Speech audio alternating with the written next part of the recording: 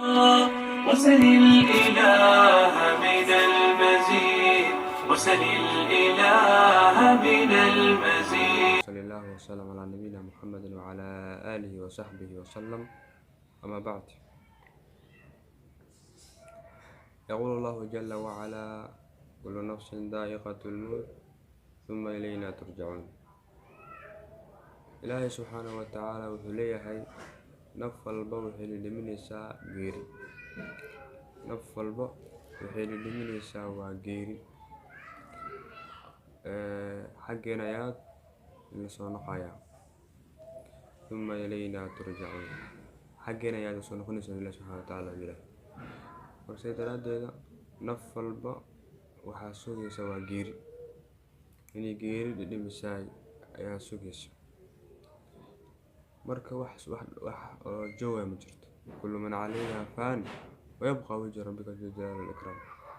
dhammaan way dhamaanayaan ilaa Ilaahi subxaanahu wa tacaala mooye.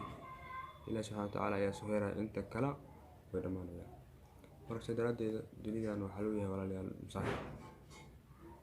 nabigeena calayhi salaatu wasalaam wuxuu leeyahay adduunka waxaa ku ahaataan kaannaka qariib oo caabir sabiil, mid dhow mise maxaa yidhaahdaa mid musaafir ku jiro oo safar ku jiro ahaw.